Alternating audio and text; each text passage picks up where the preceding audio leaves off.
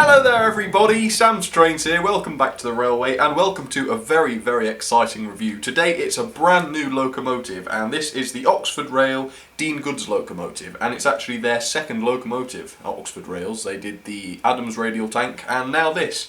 Now I pre-ordered this back in January and it was supposed to come out in February, and so naturally last week at the end of June it came out, and that is very exciting. Now I got this one from Rails of Sheffield and I'm pretty sure they had the best price at £89.99, something like that, and also free delivery, so that is absolutely fantastic. But yeah, I've not had this one out of the box.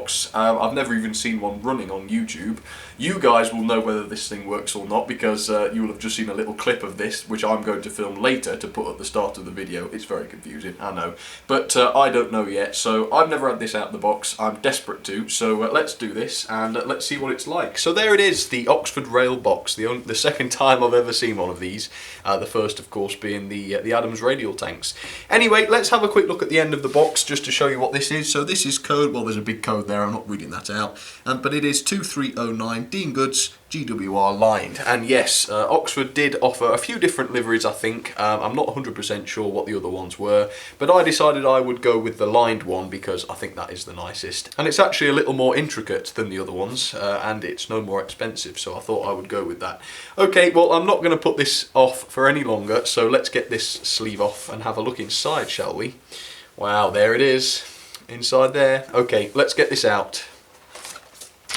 Right, okay, we've got a little booklet. Right, I'm not going to look at this yet, I'm going to save it.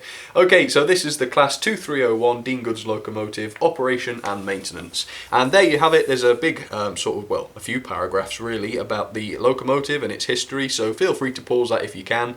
Most companies put that sort of thing on the box, but actually it's a bit easier to read in a booklet of its own, so I don't mind that. And then inside you've got, yep, looks like the usual sort of thing, so fitting the detail, oiling, fitting decoders, all that good stuff. But yeah, fair enough. Okay, now then, let's get this one out. Can't put it off any longer. Right, take this sleeve off. And I can see a detail pack underneath, so I'm going to grab that first, still trying not to look at the loco. Okay, so that's a fairly basic detail pack. You've got the brake rigging there, as you can see, a coupling which I think would go on the front, and there's also some very nicely painted pieces there, including a chain link coupling and also a vacuum pipe which has got some gold painting on it there, so that's very nice. Anyway, I really can't put it off any longer, so let's get this out. The Oxford Rail Dean Goods. It's been a long time coming, I can tell you that. Even the packaging feels nice actually. It's not as awkward to open as the Hornby and Bachmann ones. Right. Oof, there it is. The first look ever, for me anyway.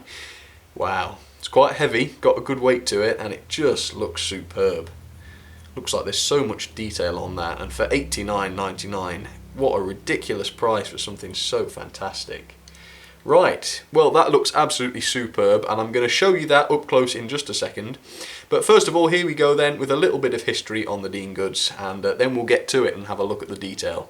Okay, let's do it. So also known as the GWR 2301 class, the Dean Goods were introduced in 1883 to the design of William Dean for goods work on the railway. The class was produced for over 15 years, and in that time 260 were built. The class served for several years, and many of them were even sent up to France during the First World War, and some of them ended up in Salonika, if that's how you say it. By the time the Second World War broke out, many of the Dean's Goods locos had been withdrawn, only to be dragged back into service when they were requisitioned by the War Department. 54 of the class survived until 1948, when they were acquired by British Railways, and as time went by they were eventually replaced by the standard Class 2s. And the last was apparently withdrawn in 1957, being over 60 years old. Only one of the class has been preserved though, and the remainder were sadly scrapped. Okay, so there she is, and as you can tell, she is absolutely beautiful. She really is. I've had a chance to look it over, and I must say it isn't absolutely superb, but certainly for the price, for £89, this is just breathtaking. And I also feel certain in saying that if Hornby had produced a model of this calibre, we certainly wouldn't be paying less than £100 for it. I would expect Hornby to have priced something as good as this for £130 to £140. So to be honest, hats off to Oxford Rail for looking after modellers and not ripping them off. You see, they could have easily charged a heck of a lot more for this, but they didn't, and for that I am very grateful. And I think we should all do our bit to support this company, because they do deserve it, and they're not ripping people off, and I think that's quite rare these days. Okay, so let's have a look at the Loco. It is really beautifully stunning. Let's look at the paintwork first of all, because the paintwork on this is literally extensive. Look at the lining on the boiler, and it's perfectly applied. There's no messiness about it. It is beautifully applied. It really is beautifully applied. The wheel arches have the orange lining on them too, which just looks fantastic. And on the side of the cab, you have that very, very recognisable Great Western paint scheme there, with the running number 2309. Very, very nicely applied. And look, just the little boxes in front of the smoke box, they've got the paint on them. And of course, let's not forget the chimney, or the smokestack, or whatever you want to call it if you're in America. That has been painted into a different colour. I think that is plastic, unfortunately, but they can get away with putting plastic chimneys on it if they're not going to rip people off. That is fine by me. Again, you've got the gigantic dome, which really is a key characteristic of this locomotive, which looks beautiful, very shiny. It is plastic, I think, but very shiny nonetheless.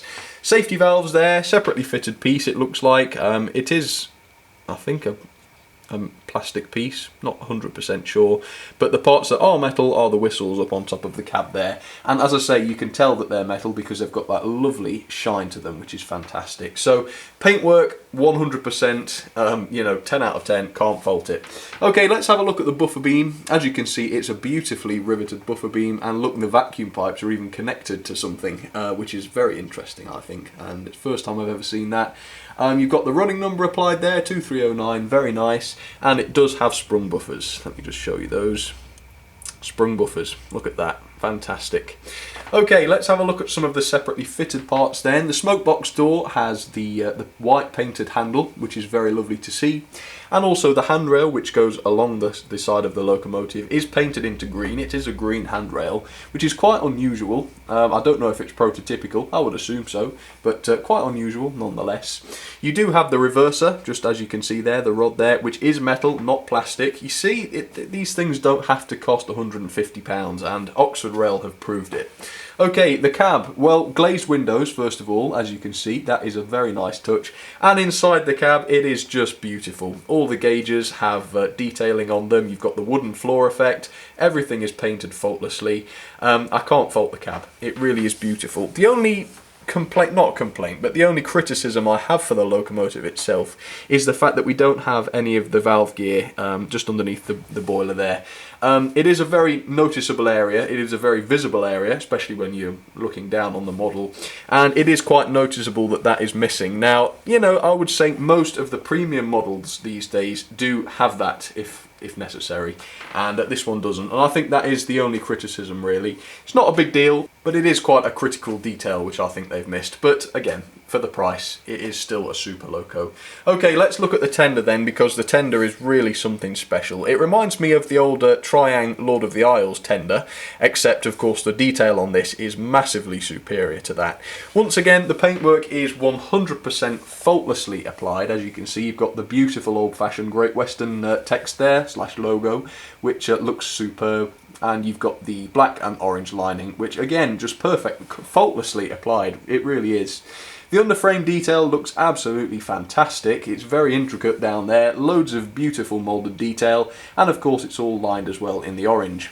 Up on top, the coal load is okay. It doesn't look all that realistic for some reason. I'm not 100% sure why, but again, it is probably removable, so if you really didn't like it, you could get rid of it, but for me, it's more than fine. You've got some of these controls here on the tender, which are painted into the silver, which again is quite an unusual thing to see painted. And let's have a look around the back. You can see there are separately fitted handrails there, painted into the white, which is very nice. And just generally a lot more moulded detail. You've got the lamp irons there, and more sprung buffers. So generally then on the detail, there is just that one missing piece, which is the valve gear, but apart from that, it is just a superb model. There are so many rivets on it, beautifully painted. It's gorgeous, it is absolutely gorgeous, and it's also an absolute bargain for the price. Okay, I'm not going to gush anymore because I feel I want to, but I'm going to hold it off because I really want to see this thing run, and I'm sure you do too, although you've already had a sneaky peek, haven't you? Okay, let's do it then, let's see how she goes. Okay, so there she is then, the Oxford Rail Dean Goods onto the track. And is it crazy to say that I'm a little bit nervous? I always get a tiny bit nervous when I first put an engine on the track. But anyway, she's about to be coupling up, if she works, she's about to be coupling up to these wagons, these open wagons with a little Great Western toad on the end. So that should be nice. But for now then, her very first run, I've purposely filmed this video in a different order to what I normally do, so that this is genuinely her first ever run. So let's get going. Let me make sure it's recording. That would be dire if it wasn't, but it is. Okay, so I'm just going to flick her on. Let me turn the juice up a little bit.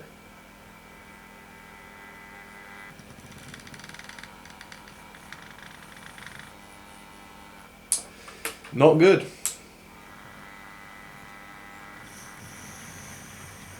It's really not good. Struggles very badly in reverse, but it's off.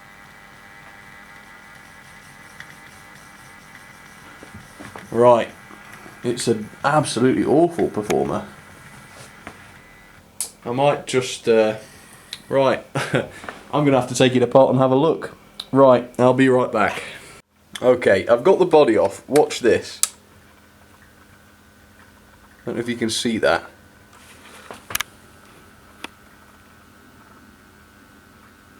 It looks as though that it's being shorted out.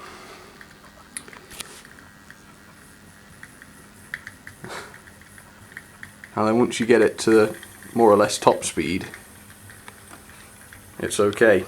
But yet again, it seems that Oxford Rail don't know how to make a decent mechanism, because a lot of the Adams radial tank mechanisms had dodgy motors that, you know, go very, very slowly and don't work properly. I mean, I might try and run it in, but you know, that is nearly at full speed there. I think I'm just going to have to send it back. That's very disappointing, isn't it? I gave it some oil, put some oil at each end of the motor, a little bit on the gear set. Hasn't made a difference, and the controller showing its flashing light there shows that it's probably gotten a strange dodgy motor in there which is causing shorts. Yeah, very odd. I don't want to mess about with it, because if I want to send it back, you know, I'm not going to be wanting to take it apart completely. So yeah, a bit disappointing that. I don't know what to do really. Shall I do a little running session with it? I suppose I might as well. Okay, let me put the body back on. So here you go folks, that's Oxford Rail at half power. God, look at the controller going. Yeah, I'm not doing that for long. I'm not doing it for long. So let me stop this. So I'll have, let's get this straight, I'll have 3 Oxford Rail locomotives, 1 of these Dean Goods and 2 of the Adams radials. None of them work properly. My black Adams radial, the motor is fine, but of course the back bogie and, sorry, yeah, the back truck and the front bogie are, you know, no good on any kind of incline whatsoever. And the other radial tank has a dodgy motor and the same problem, and it looks like this has got a dodgy motor too. So unfortunately, 3 out of 3, not satisfactory. Can't recommend Oxford Rail. Detail, absolutely beautiful, but yeah, seems they can't get these things right. Okay, I'm not going to run her anymore because she's clearly not up for it, so I'm going to get some others running, and I'll do a quick running session with those. Very disappointed. So we've got the Collet class there. Oh, that's really ruined things actually, hasn't it? Because it was a lovely engine as well.